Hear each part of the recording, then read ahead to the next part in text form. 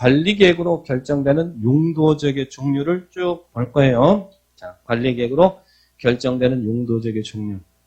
자, 전국도는 크게 몇 개 용도로 나눠요? 전국도는 크게 몇 개로 나눠요? 크게 4개죠? 4개. 어떻게? 전국도는, 그죠? 도시지역. 분위기 좋은데요? 자, 관리지역. 그리고 또, 농림지역.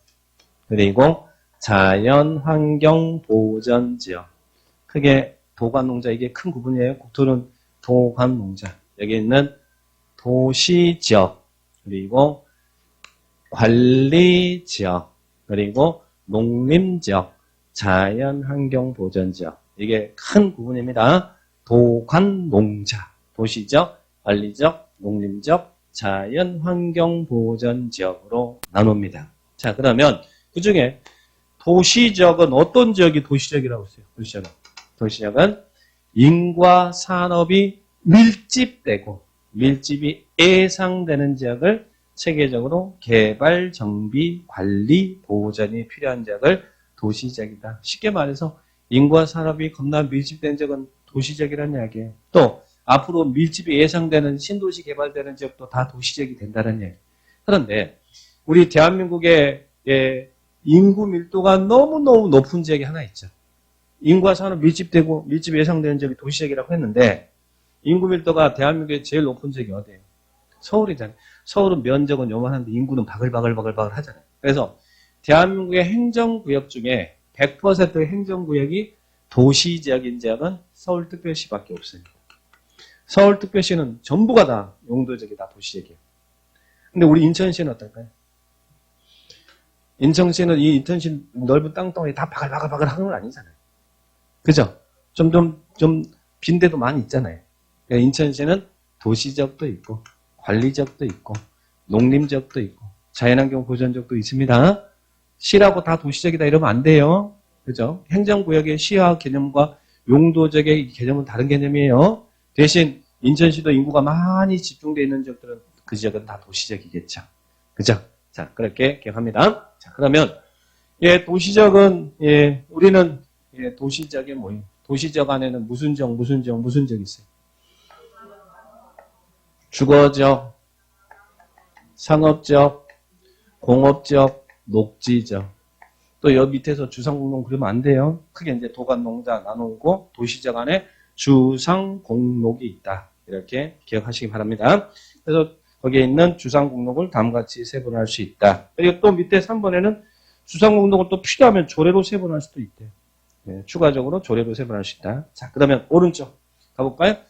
서울시가, 우리 인천시가 이 지역을 주거지역이라고 지정했어. 그럼 주거지역은 어떤 지역이 주거지역이에요? 거주의 안정이 필요한 지역이다. 그죠? 여기서 집 짓고 살 지역이라는 이야기잖아요. 그죠? 그런데 이런 주거지역은 또 우리 법 시행령에서 어떻게 도시군 관리기구로 나눠지냐면 주거지역은 또 어떻게 나눠요? 전용 주거지역, 일반 주거지역, 그리고 준주거지역 이렇게 나눠집니다. 전일준. 용도적의 종류는 무조건 외워야 됩니다. 이걸 알아야 뭐 건폐를 외우고 용적률을 외우고 행위 제한을 이해할 수 있고 다 할 수 있잖아요. 기본 중에 기본입니다. 용도적은. 그리고 시험에도 또 반드시 나오는 것이고 나오면 틀리면 안 되는 것이고 이것들은 오늘 여러분들이 공부할 양이 많아요. 이것들은 기본적인 것이고 암기가 되는 내용들이에요. 자, 주거적은 전용주거적, 일반주거적, 준주거. 근데 전용주거적은 2개, 일반주거적 3개, 준주거적 1. 그래서 주거적은 총 6개 주거적이 있다는 이야기예요. 세분합니다. 자, 그러면 일단 전용 주거적과 일반 주거적의 구분은 어떻게 해요? 전용 주거적은 양호한 주거 환경을 보호하기 위해서 주거의 전용이 되는 지역이에요. 전용. 그리고 일반 주거적은 편리한 주거 환경을 조성하는 지역이에요. 그래서 양보냐 편조냐 이것부터 먼저 구분해요. 지정 목적 나올 때 양보냐 편조냐. 그래서 전량은 일편단심 이유종이다. 전량은 일편단심 이유종이다. 네, 반응들이 굉장히 이상하네요. 전량. 자, 그럼 여러분 질문할까요? 주거 환경이 여러분은 양호한 곳에 살고 싶어요? 아니면 주거환경이 편리한 곳에 살고 싶어요? 예? 사람마다 다 다르죠? 네. 양호한 곳에 살고 싶은 사람도 있어요. 양호하단 말은 쾌적하다는 이야기잖아요. 쾌적하다, 그죠? 그러니까 이런 전용주거적이나 이런 데 가보면 거의 일종 전용주거적은 단독주택 중심의 양호한 주거환경 보호하기 필요한 지역이거든요. 쉽게 우리 도심지 안에 전원주택이에요. 그 도심지 안에 무슨 마을 해가지고 전원주택 단지 딱 들어가면 거기는 진짜 주택밖에 없잖아요. 그죠? 다른 시설도 입점이 안 되잖아요. 주택하고 그 필요한 뭐 이런 근린생활시설 몇 개나 들어서지 다른 것들 아예 입점이 안 돼 있잖아요. 그러니까 환경이 양호하죠. 양호합니다. 그런 지역은 일종 전용주거적이다. 전원주택 단지라고 생각하시면 돼요. 일종 전용주거. 단독주택 중심의 양호한 주거환경을 보호할 필요가 있으면 일종 전용. 그러면 이종 전용주거적은 공동주택 중심의 양호한 주거환경을 보호. 그래서 여기는 주거의 전용이 되는 지역입니다. 일반 주거적, 여러분 대부분 일반 주거적에 사세요. 자, 그러면 일반 주거적은 1종, 2종, 3종이 있는데 1종 일반 주거적은 저층 주택 중심의 편리한 주거환경 조성이에요. 그러면 여기서는 저층인데 층수 제한이 있어요. 여기는 4층 이하로 줘야 됩니다. 1종 일반 주거 4층 이하. 그러면 여기는 1종 일반 주거적은 아파트를 지을 수 있다는 이야기예요, 없다는 이야기예요? 아파트 못 짓는다. 우리 1종은요, 무조건 요 1종은 무조건 아파트가 안 돼요. 1종은 무조건 안 돼가요. 아파트는 2종부터 돼. 2종, 3종이 아파트가 들어설 수 있어요. 그러면 숫자가 큰 것들이 더 높은 아파트가 들어서는 거예요. 그럼 2종 아파트, 2종 일반 주거적이 높은 아파트가 들어서요. 3종 일반 주거적이 높은 아파트가 들어서요. 3종이 숫자 2종부터 아파트가 된다. 2종부터 1종은 아파트 안 된다. 이것도 하나 기억해 놓으셔야 돼요. 그러면 여기 4층 이하잖아요. 그래서 이 저층 주택 중심의 편리한. 그래서 여러분이 여기는 제가 전원주택 단지라고 했잖아요. 그렇죠? 진짜 순수한 단독주택이 있는 전원주택 단지야. 근데 여기 같은 경우는 다가구 주택이 있는데요. 다가구. 원룸들이 있는 거. 거기도 아파트 아니잖아요. 다가구 주택이. 이런 지역들이 일종 일반 주거적이라고 생각하시면 돼요. 그래서 층수 제한이 있고. 그 다음에 2종 일반 주거적은 중층 주택 중심의 편리한 주거 주택이에요. 중층. 근데 여기는 층수 제한은, 이 층수 제한은 법률에는 제한이 없는데, 이거는 조례로 제한할 수 있어요. 해당 지방자치단체 조례로 층수를 제한할 수 있어요. 2종 일반주거. 그래서 서울시 같은 경우는 서울시 2종 일반주거적은 서울시 조례가 7층 이하로 층수 규제를 하고 있어요. 서울시는. 근데 일반적인 지방은 보통 15층으로 규제를 합니다. 그래서 층수 제한이 조례가 있어요. 그래서 서울 같은 경우는 2종 일반주거적은 아파트가 들어섰더라도 7층 이하의 아파트만 가능하다는 얘기예요. 우리 아파트는 주택으로 쓰는 층수가 5개층 이상일 때 아파트라고 하잖아요. 그죠? 층수자. 그런데 3종 일반 주거적은 중고층 주택 중심의 편리한 주거환경 조성이죠. 여기는 층수 제한이 없습니다. 그러니까 고층 아파트가 들어서는 지역이 무슨 지역이라는 이야기예요? 3종 일반 주거적이다. 그래서 저층, 중층, 중고층, 층 나오면 일반 주거적. 그리고 편조 나오면 일반. 양보 그러면 전용. 주거에 전용되면 전용 주거적이고. 그래서 일반 주거적, 전용 주거적 이렇게 나눠 주셔야 돼요. 그리고 준주거적은 어떤 지역이에요? 자, 여기 보니까 여기가 단독주택이 있고 여기 다가구 주택이 있고 여기가 아파트가 있어. 아파트면 2종, 3종이면 아파트 들어선다고 했죠? 그런데 이 도로 나름대로 이 주변에 이 단지 주택단지 주변에 나름대로 도로가 있는데 그 도로 주변에 나름대로 이렇게 상권이 막 형성되어 있는 지역 있잖아요. 단지 안에 상가 말고 주택단지인데 도로 주변에 상권이 이렇게 딱 있어요. 그 지역이 준주거적이에요. 준주거적. 그래서 준주거적은 주거적 안에 있어요. 주거 기능을 위주로 하되 주거 기능을 보완해주는 일부 상업시설이나 업무시설이 들어서는 지역이에요. 그래서 이 지역에는 이런 지역 가보면 주택가 주변에 도로 주변에 보면 나름대로 상가들이 쭉 있잖아요. 근린생활시설 들어서 있고 뭐 학원 들어서 있고 뭐 은행 들어서 있고 막 이렇게 쭉 나와 있잖아요. 그런 지역이 준주거적이라고 생각하시면 됩니다. 자, 그러면 제일 비싼 땅은 오히려 제일 비싼 땅이에요. 여기는 다 주택인데 여기는 상업도 할 수 있고 업무시설도 설 수 있으니까 당연히 준주거적이 비쌀 거 아니에요. 그죠? 자, 그러면 주거적은 6개로 나눠진다. 기억하시고. 그 다음에 상업적입니다. 상업적은 상업 편익이 필요한 적인데 상업적은 어떻게 나눠요? 중일육은 중심상업적, 일반상업, 유동적. 그래서 전일준, 충일육은 천일준, 포생자. 전일준, 중일육은 천일준 보생자. 마치 내받으시 하셔야 돼. 중일육은 중심상업적, 일반상업적, 유통상업적, 근린상업적이잖아요. 여기가 중일육은 나. 그러면 중심상업적은 어디겠어요? 당연히 도심, 부도심 나올 것이고 일반상업적은 일반 나오면 돼. 지적 목적이 절대 어려운 거 아닙니다. 이건 나왔는데 틀렸다 그러면 가까운 강의 갔다 오세요.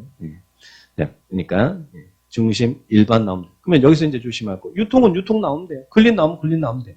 근데 여기서 조심할 건 유통상업적인데 유통상업적은 도시한 지역 간의 유통기능 증진을 위해서 필요한 적. 그러니까 큰 물류 창고들이 들어서고 막 이런 적이잖아요. 우리 도매시장이잖아요. 서울로 말하면 남대문시장, 동대문시장 이런 적이 유통상업적이야. 그런데 이 유통상업적의 큰 특징은 대한민국 땅 중에 이게 한반도다 이렇게 생각한다면 대한민국 땅 중에 주택이 불어대는 지역이 2개 지역이 있어요. 주택을 못 짓는 지역이 2개 지역이 있다는 용도 지역이. 무슨 지역일까? 여러분 농림지역이나 자연환경 보전 지역에는 주택 들어설 수 있을까요? 없을까요? 여기 농어민들 농가 주택 가능해요. 가능합니다. 근데 주택이 들어서지 못하는 게 도시지역 안에 있다는 거예요. 그 중에 하나가 유통상업지역입니다. 유통상업지역은 주택을 못 짓습니다. 주택을 못 져요. 주택을 못 짓는다. 보시고. 그 다음에 근린상업지역은 근린이란 말이 무슨 말이에요? 여기가 주거 중에 상업적인데 근린이란 말은 가깝다 이 말이잖아요. 상업적인데 주거지역이 가까이 있대. 그래서 근린지역에서 일용품 서비스 공급을 위해서 필요한 지역이다. 그럼 어디 계세요?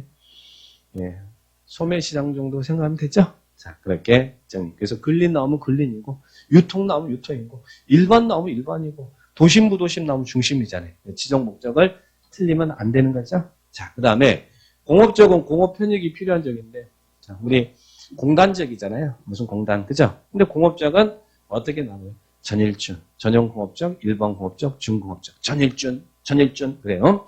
그러면 전용공업적은 말 그대로 중화공업 등 공해성 공업을 수용할 필요가 있는 지역. 그러니까 only 공업의 용도로만 이용될 땅이라는 얘기잖아요. 중화공업 등 공해성 공업을 수용할 필요가 있는 지역. 그러면 여기는 중화공업 등 공해성 공업을 수용할 필요가 있는 지역이면 이 지역에서 사람이 살면 오래 살 수 있어요, 없어요? 못 살죠? 거의 살기 힘들잖아요. 그래서 여기도 주택을 못 쳐. 그래서 제가 대한민국 땅 중에 주택이 불어대는 지역은 도시지역에 2군데가 있다고 그랬죠. 거기가 여기하고 여기다. 그래서 우리는 어떻게? 유전에는 주택을 못 짓는다. 유전에는 주택을 못 짓는다. 기름 나는 유전에 주택 지으면 안 되잖아요. 그럼 우리 하나씩 정리하고 있네. 일종은 아파트가 안 된다. 그죠?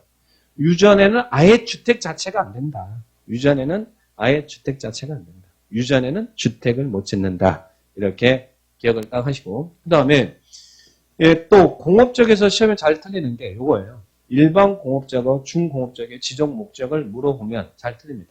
예를 들면 이렇게 환경을 저해하지 않는 공업부 배치 목적으로 필요한 지역은 준공업적이다. 이렇게 물어보면 맞다 그래요. 맞아요? 환경을 저해하지 않는 공업은 일반 공업적이 그냥 공업 나오면 일반이야 일반. 그럼 중공업적은 어떤 거예요? 경공업 기타 공업을 수용하되 주거도 업무도 상업도 할 수 있는 지역이에요. 어마무시한 지역입니다. 중공업적은. 경공업 기타 공업도 수용하되 뭐 또 주거도 업무도 상업도 할 수 있는 지역이 중공업적이에요. 중공업적. 그죠? 중공업. 그러면 이 공단 지역에도 아파트가 있어요? 없어요? 여기는 아파트가 들어설 수 있는 지역이에요. 공업지역 중에. 아까 전용 공업지역은 아예 주택 자체를 지을 수 없다고 그랬죠? 유전의 주택 못 짓는다. 근데 공업지역은 극과 극이라는 이야기예요. 극과 극이야. 일반 공업지역은 아파트 못 짓고 중공업지역은 아파트도 된다는 이야기예요. 경공업 기타 공업을 수용하되 주거도 업무도 상업도 들어설 수 있는.